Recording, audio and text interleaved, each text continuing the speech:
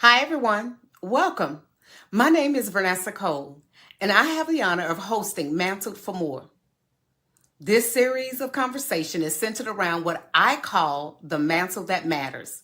It's the calling, the responsibility, and the influence that God has placed on your life.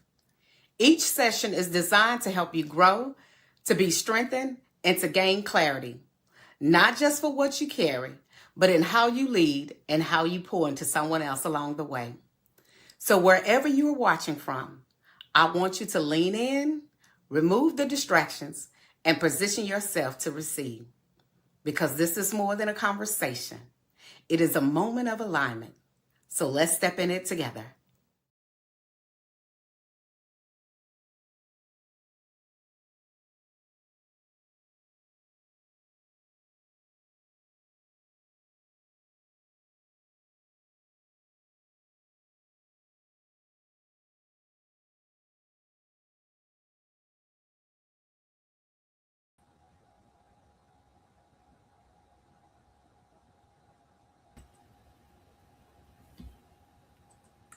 Well, good morning, everyone. Hey, Rosalind, how are you? Hey there, I'm well, Vanessa. How are you? I am doing really great. Thank you all so much for joining me this morning. Welcome, welcome. So glad that you are here. I want to let you know that this is more than just a conversation. It is a moment for us to kind of lean in, to grow, and to be strengthened in what God has placed in our lives today. And so each of these sessions that we're going to have every week, every Saturday morning at 9 o'clock, they're going to be centered around the mantle that matters. And that mantle is not just about how we carry it, but how we grow in it and how we pour into someone else along the way. So, what I want you to do is to kind of settle in, remove all the distractions that you have, and really position yourself to receive, okay? Because I believe something is in this conversation that you can take away with you for exactly where you are today. All right. So, today we are talking about leadership. Wouldn't you know it, me, I'm going to talk about leadership first. So, so we're going to start the conversation with leadership. And leadership isn't always loud. And I'm sure you can agree with me when I say it doesn't always come with the title. Sometimes it's like serving. That's what it looks like. Showing up, making hard decisions, and carrying responsibility when no one else is looking. But everyone listening here today, whether you realize it or not, you indeed are leading somewhere. And the question isn't if you're leading, it's how you're leading. So I want to introduce my friend to you. And let me just tell you a little bit about Rosalind. This is my friend Rosalind. I'm excited to have her join us. And I'm just going to give you a little bit about Rosalind here. Rosalind Rayford. She is a proud Dallas, Texas native. She is a dynamic founder and executive director of Lip Gloss for Love Incorporated. It is a nonprofit organization dedicated to empowering underserved, that's it, underserved women, teen girls, and families impacted by domestic and intimate partner violence. A passionate mentor and advocate, Rosalind has guided numerous students in social work and occupational therapy, fostering the next generation of compassionate leaders. Now, Rosalind holds both bachelor's and master's degree in social work. She is a certified domestic violence and anger management specialist with Organize Your Anger. And she is currently pursuing, wait a minute, y'all, her PhD at Antioch University's Graduate School of Leadership and Change in Yellow Springs, Ohio. Woo! Upon completing her doctorate, Rosalind plans to expand her mentorship efforts through action oriented leadership pathways and take on a new role as a college professor, continuing to build a strong pipeline of social workers and leaders who are equipped to drive system change or to drive systemic change. I'm sorry, let me get that right. Rosalind is a member of the Alliance for Greater Works Resilient Church Collective cohort. Now, this cohort primarily provides trauma informed care for church leaders and congregants. Rosalind has a vision to bridge social work and trauma informed care into the body of Christ to relieve the pastor of social service duties and align therapy and social services in professional perspectives to aid healing from trauma concerning family, community, and the church. Come on, y'all. Let's honor that for a moment. What you have just heard is more than a list of accomplishments. That's a life that has been shaped, that has been stretched and strengthened for purpose, God's purpose. And what I love is that this isn't just about what she has done, it's about what she's carrying and how this is impacting others. So let's lean in and let's start the conversation. I'm excited to have Rosalind here today with us. Can we just give it up for Rosalind? So exciting. Oh, I'm excited about that. So, hey, let's get into it. Rosalind, let me ask you a question here. I'm going to try to see if I can get us back on stage for just a moment. There we go. Here we go. So the question begins, and I'm going to start with this question as an icebreaker.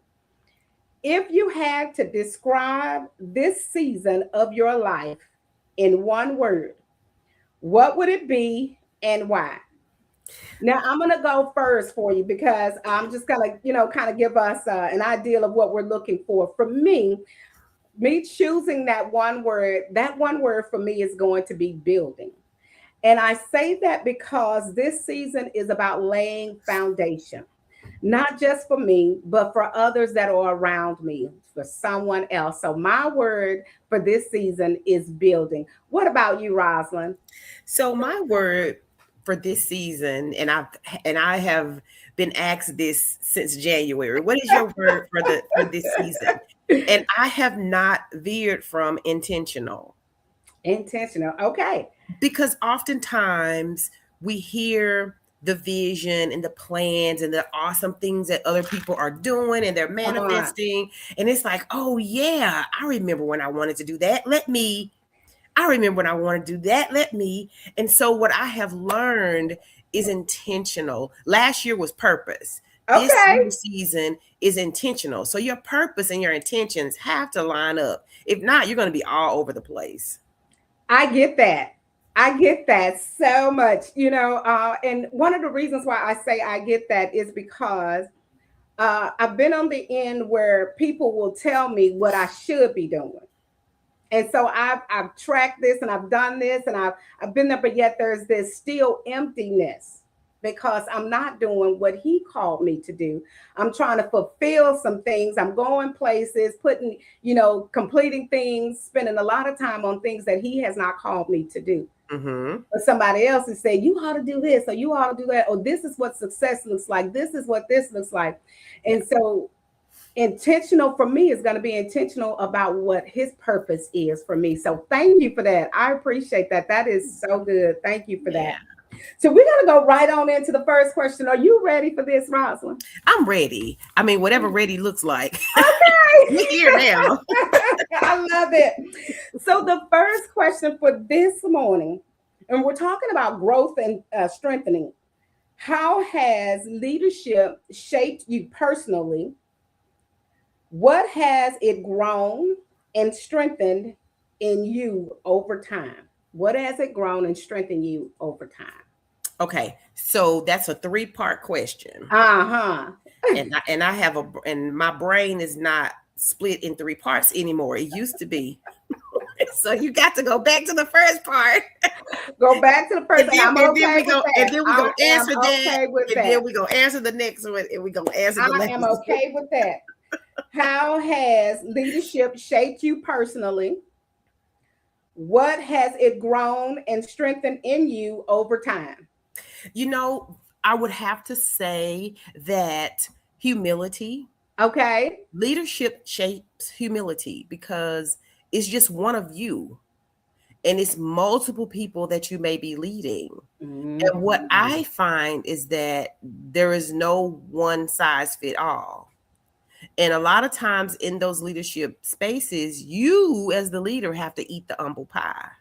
Whew. And you have to figure out, how do I still lead in an uncomfortable space with those that I'm leading? Mm. Because everybody requires a different perspective of leadership. You have some people that have never ever had to submit to authority. Okay. And so now it's almost like a battle of subordinate and superior. And how do you continue that without giving up? Because your charge is to lead. Well, my charge is to lead. And so, what has that grown and strengthened me over time? I would have to say is patience and understanding. That's important. That's important. Patience and understanding. Go in there with me a little bit. That patience. Why patience? Be Why how do you feel that it has grace, strengthened you in that patience? Okay. grace,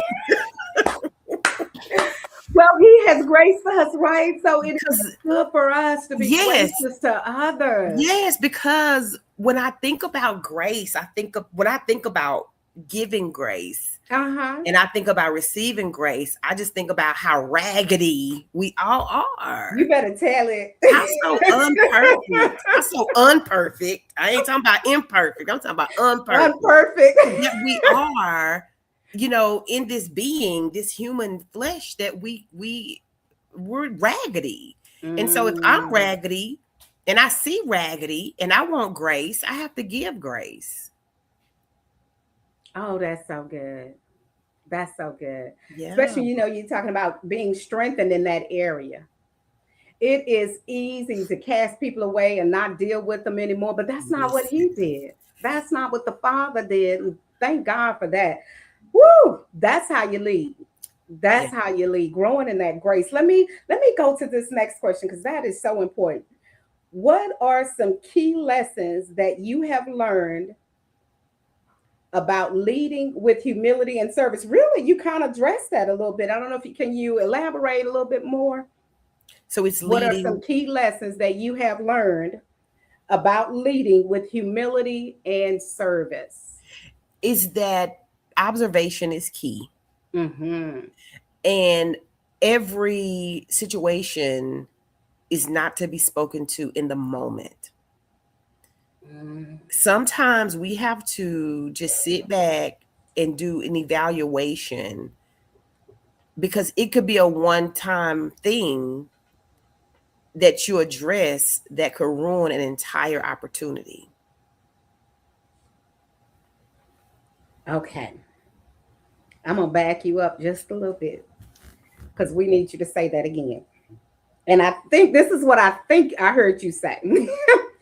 Every situation is not to be spoken to in the moment.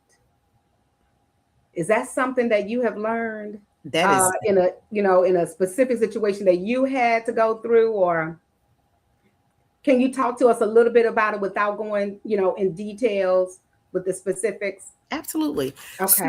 So seeing some, just talk about policy and ethics in Okay. leadership, and you see that there are an unethical thing that may have happened. It's not detrimental, it's not a HIPAA violation, but it can be borderline unethical. You want to watch it to make sure that it's not a pattern, because it could just be a mishap. Okay. It could be a matter of misunderstanding or a lack of knowledge. Now, what you're looking for, again, what I'm looking for is a pattern. Is this going to happen again? If it happens again, now we need to address it. I Because like it. the first time could have just been, oh, I didn't know that, or oh, I remember, I forgot. But once it become, if it happens again, that could become a pattern and could definitely become an ethical issue. And so those things you do want to address before they go too far. I like that. One of the leaders that I follow, he likes to say, "What you cannot you cannot correct what you don't address." Something Mm-hmm. similar to that. Mm-hmm. And so you talked about watching patterns. I'm all about watching the patterns of individuals, especially when promoting them. Watch the patterns before you promote. Uh, but in watching those patterns, you get to understand whether or not there is a misunderstanding about something, or this is just the way that individual is. But you have to correct it before it gets further, like before Right. it gets bigger. I love that. That is so real and so needed. We have to understand that we have to correct those patterns, and that's when I think about it. A lot of people don't like those uncomfortable conversations like that. Right. They don't like conflict. Right. But as we grow as leaders, sometimes we have to do that, but we can still be humble Oh yeah. in leading in those conversations. Tell me, how would you lead into a conversation like that you would have to have, but still remain humble? You for me, I asked their perspective on it. What is your understanding on So this? good. You teach me how to do this. And in that teaching, if there's error, now they're teaching me what I've taught them. Okay. And if there is error in them teaching me what I taught them, now it's time to go back and revisit the correct process that's supposed to happen. And oftentimes the power is in their hands. It's power with versus power over. And Mm. so what I encourage the students to always say is we, our, and us, Why is that important? because it's inclusive and it gives ownership.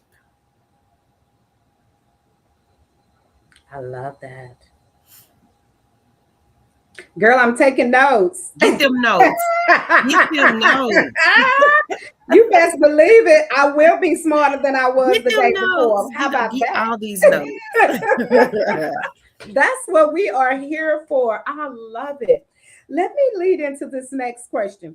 How do you lead effectively while also developing and strengthening others around you?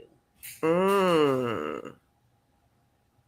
Now, let me be very transparent in this because I am in the last phase of my dissertation. Okay. And I will personally say that I don't think that my leadership is as effective that it should be because I'm juggling developing me in this last part and developing individuals who have no clue what they're doing. And so having to balance that effective leadership in this season has been a challenge for me. Not that it's not accomplishable, that it can't happen. It is possible. It's just when you have to kind of give 51% of your focus somewhere and then 49 somewhere else. So in this space, it's not going to be equal. Okay. Yeah. I get that. I get that. And I say sometimes that it's in the season that we're in. So sometimes this over here you're gonna get 25-30% of me, and then just because of the season that we are in. So here is a question that I would have to ask, just kind of like a follow-up for you, uh, where there's this 51 and 49%. Is there an opportunity for you? Well, not an opportunity, but do you intentionally make opportunities to kind of catch up, to be more available to those that you probably didn't have time to spend with previously? Is that Yes, something that you do? And then what absolutely. does that look like for you? So what that looks like is we have Zoom meetings. And so Okay. I'll open my Zoom and it's, hey, whoever needs to come in, come in. It's open for 3 hours. Come in, get what you need, stay if you want, leave if you need to, but there is a 3-hour window. And if students need, if the learners need more time than that 3 hours, I'm there for them in that space. Okay.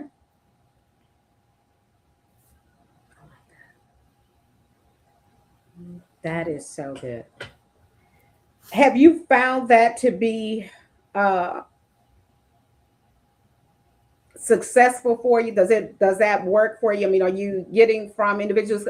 And the reason why I ask that is because sometimes we have people in our space that want more, but they won't say, or whatever the case may be, and then their work or their performance ends up lacking a little bit simply because they're not getting what they're used to.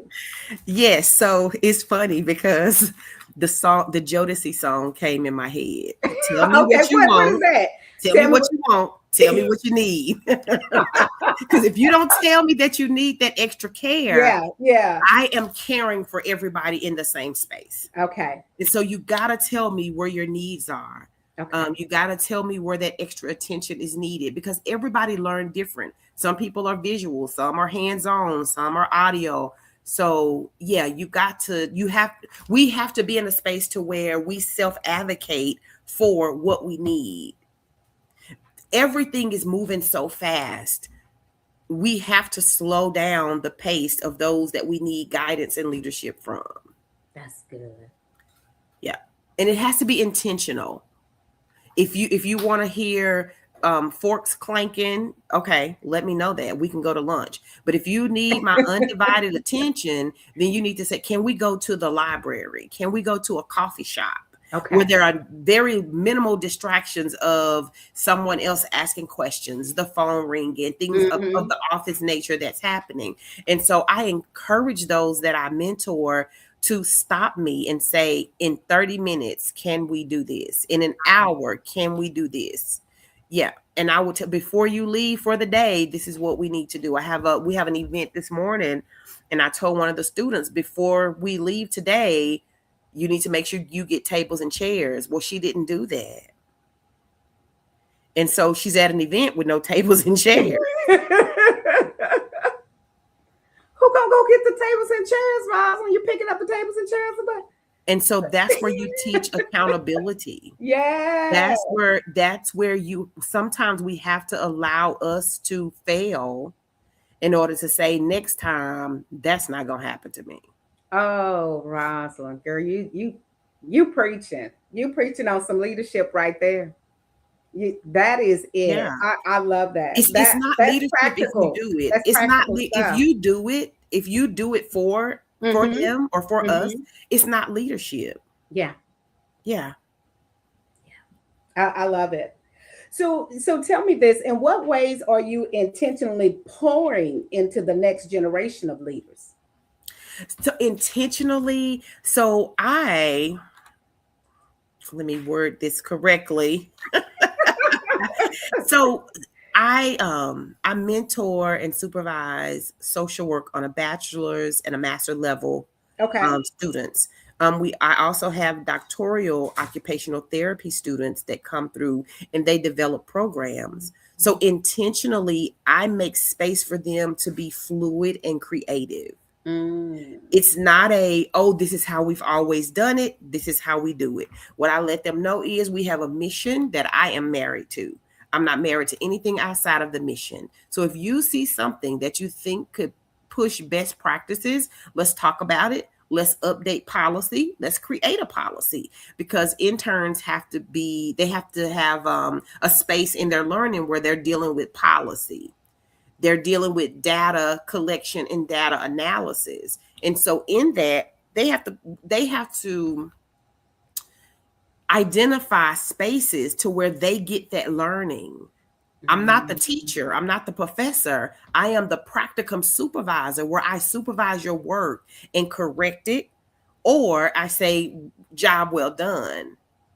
And so a lot of times I get students to where I feel like I'm the professor, because I'm teaching grammar. I'm teaching this is not social work language. This could be harmful to the client if you log it this way in the file. Okay. And so that's the pouring that I'm doing, is saying, be creative. Bring something to the table. You have to pour in to get something out. And oftentimes students love the autonomy, like, oh, it's not micromanagement. She's not going to tell me everything to do. No, I'm not. I'm going to give you a guideline. We're going to talk about it. And I need you to run, Forrest, run. I love that. I love it. You mentioned you're married to the mission. And I say that all the time. Be married to the mission, flexible with the method.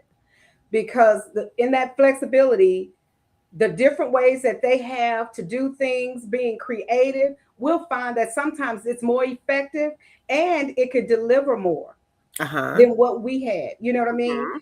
I have shared with many leaders that you don't always come with, this is how we did it. Okay.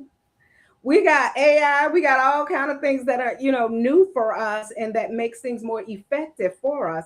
And you've got people that are coming up in the next generation that have all this creativity bottled up inside of them. Let them go ahead and run with it. That's it. So I love that you said, let them be creative, come with some things. That's the legacy piece right there.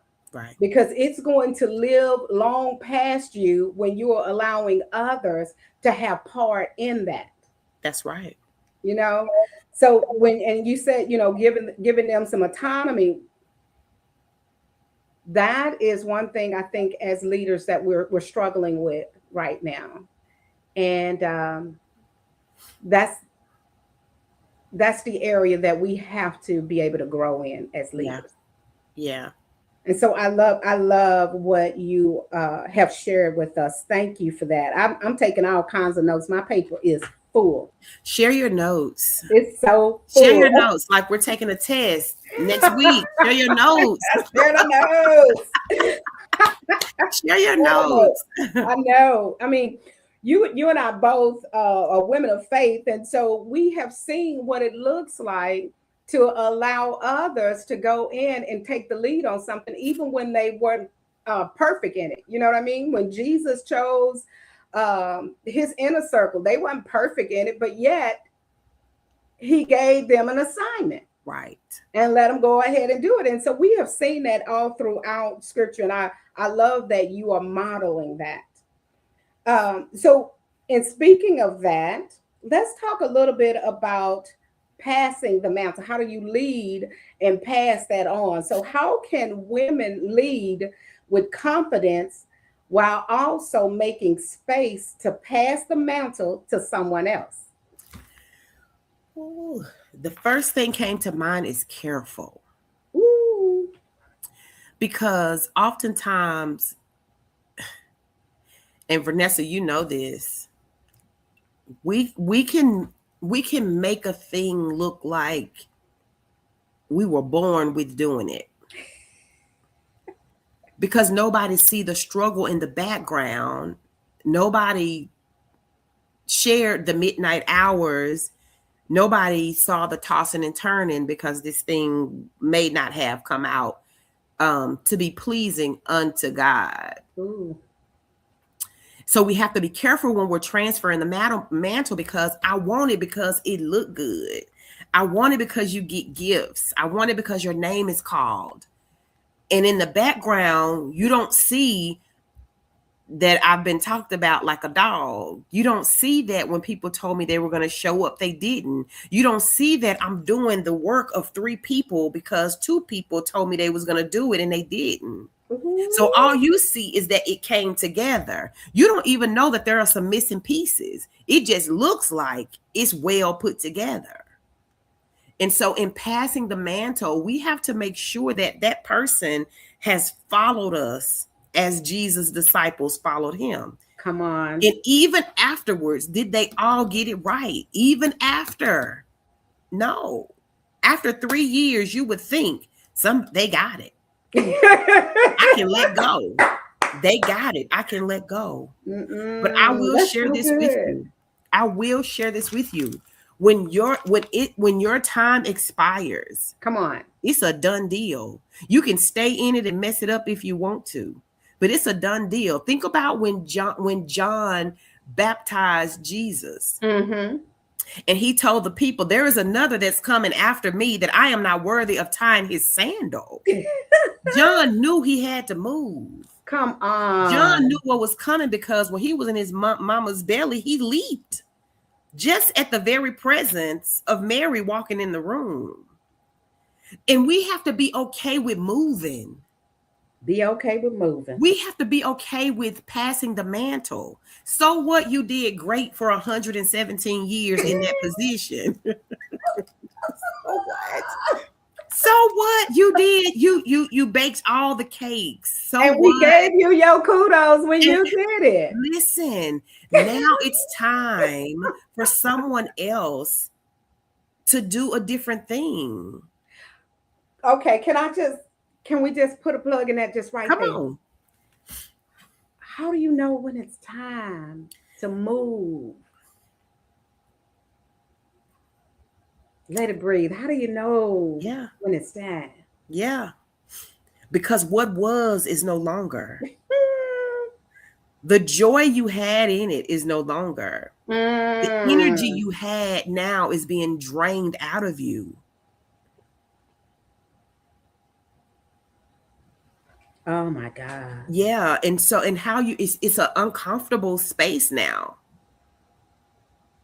And I believe that before that space becomes uncomfortable, God has already shown you it is finished. It's done. What I gave you, you've done what I've asked you to do. You've completed the assignment that you asked me to give you leadership over. Is done. And now it's time for you to move to something else. But we always have one more thing we want to accomplish. You're going to mess up. You got to move when he say move. Got to move. Oh my goodness. But be confident, in it. Yeah.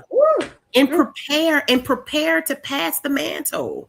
Prepare to preparation. Do it. I love that. Preparation. That's the word for us today. We talked about it being intentional and preparation. That, man. Yeah. Part of being intentional is getting prepared. You have to. Oh, this is so good. So good. Okay. My last question for you today is, what has been the most rewarding part of your leadership journey and serving others? I would have to say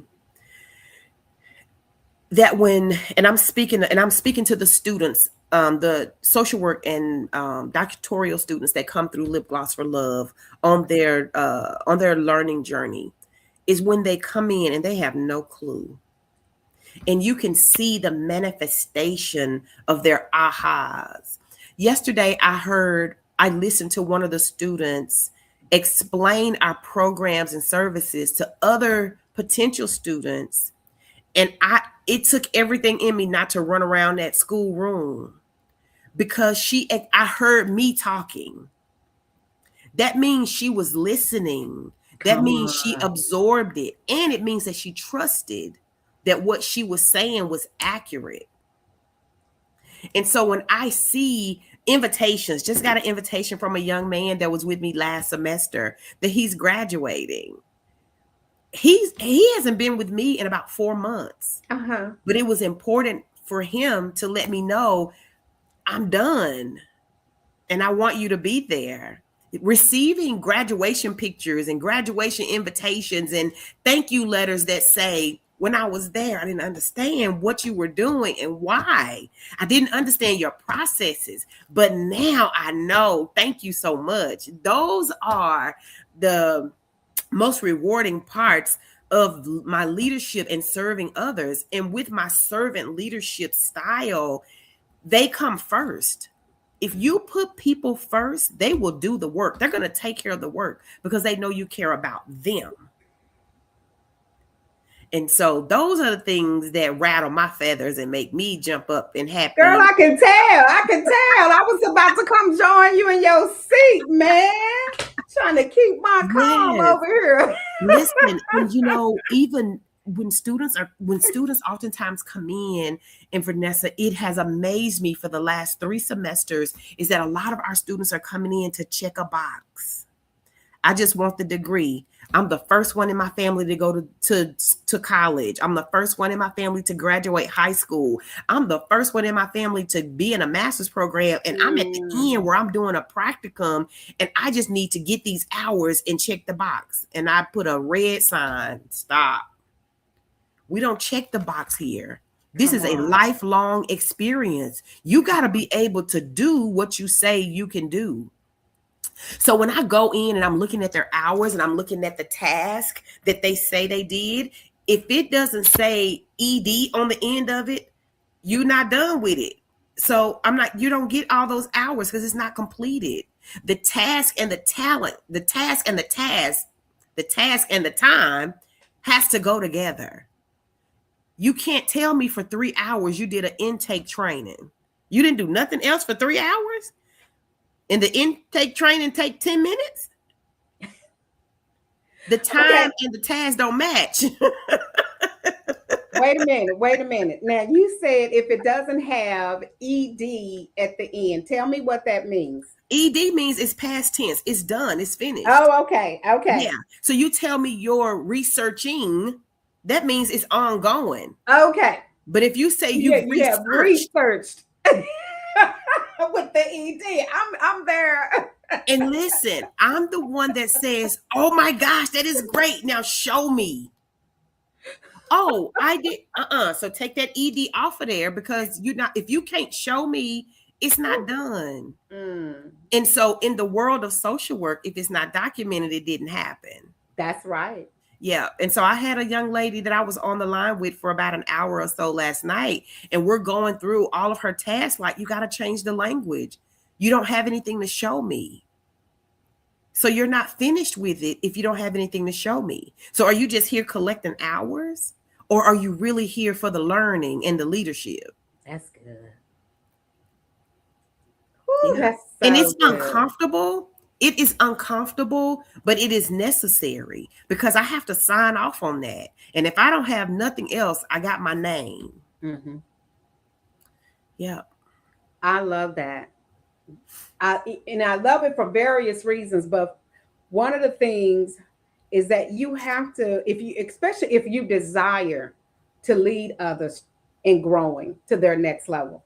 So it's like God. He when He meets us where we are, He doesn't keep us. You know what I'm saying? Yeah. We're not the same. Things has to change.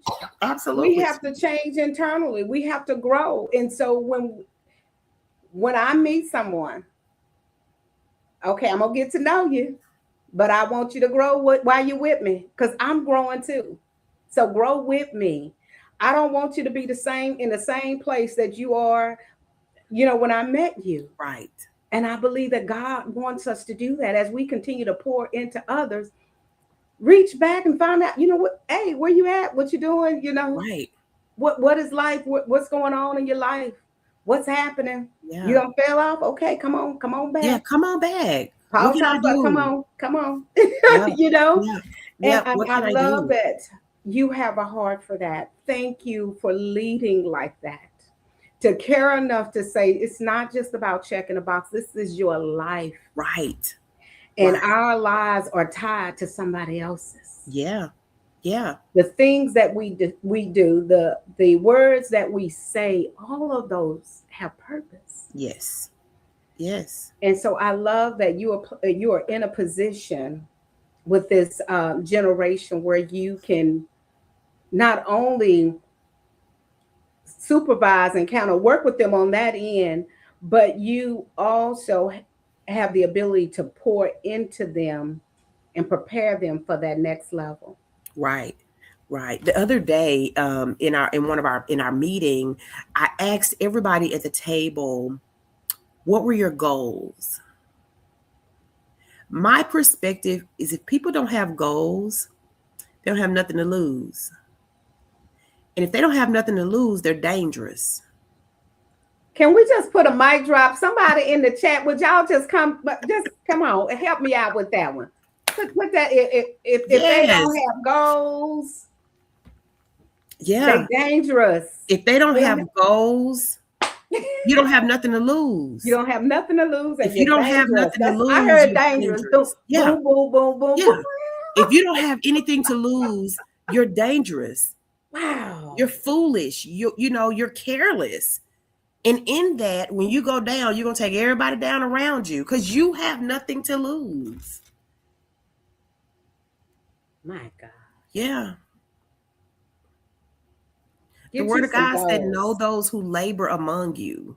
Get you some goals. Yeah, get you some goals and know those around you. What are your goals? What you got to lose? Yeah. Vanessa, Yeah. what do you have to lose? You know, if somebody asks me that, I'll be like, wow, what do I have to lose? You know, I have a family. I have a doctorate degree to lose. I have a business to lose. I have the reputation that others have built for me to lose. I have my integrity to lose. Come And so we on. have to be careful of the people that we allow into that space because if they don't have nothing to lose, Whew. yeah, I need people in my space who have something to lose. That's I so can lose all this money that I done paid on this degree because I didn't follow this lady's instructions. And so I can't get slothful at the end and then I That's lose it. my grade. What do That's I have to it. lose? That's what I mean. Mm. What's in jeopardy for you? Wow.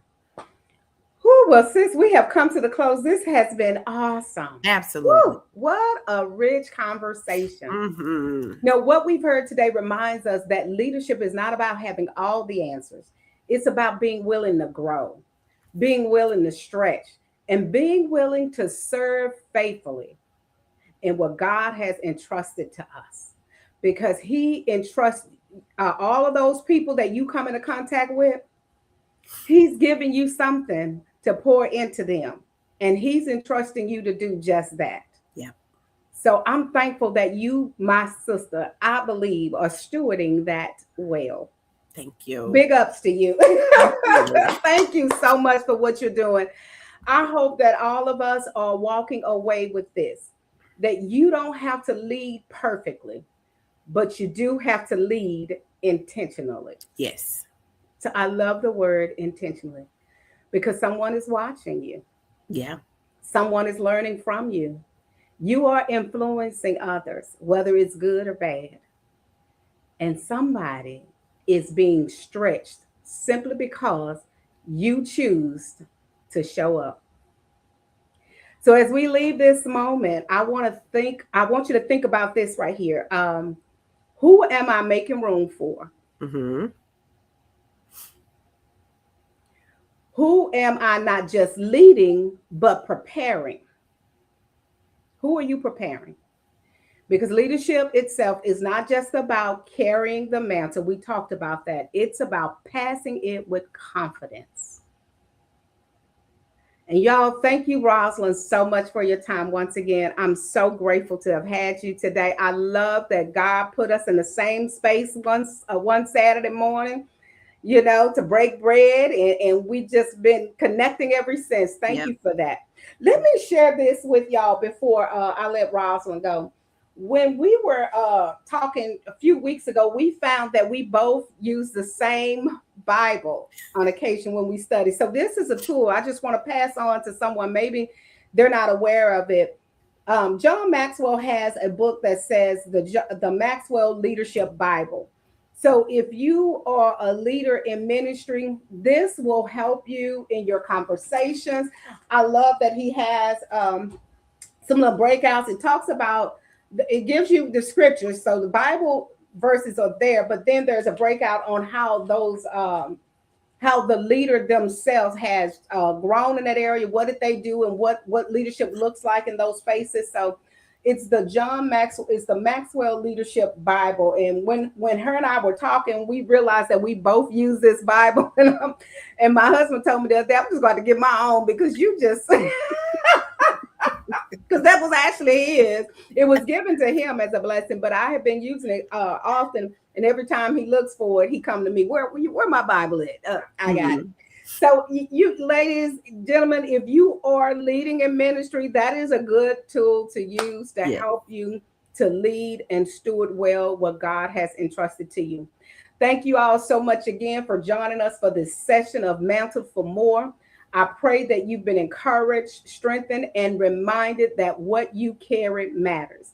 And we'll see you in our next conversation on next Saturday at 9 o'clock, same time. We'll be sending out the information. We thank you so much for joining us. God bless you. And I'm just going to share with you a little bit about our next session and our event that we're having on June the 6th. Thank you so much for joining us for this session of Mantled for More. I pray that you've been encouraged, strengthened, and reminded that what you carry truly matters. If this conversation spoke to you, I want to personally invite you to join us for the full Mantled for More experience that is happening on June 6th. It's going to be a powerful time of connection, growth, and transformation, and I would love to see you in the room.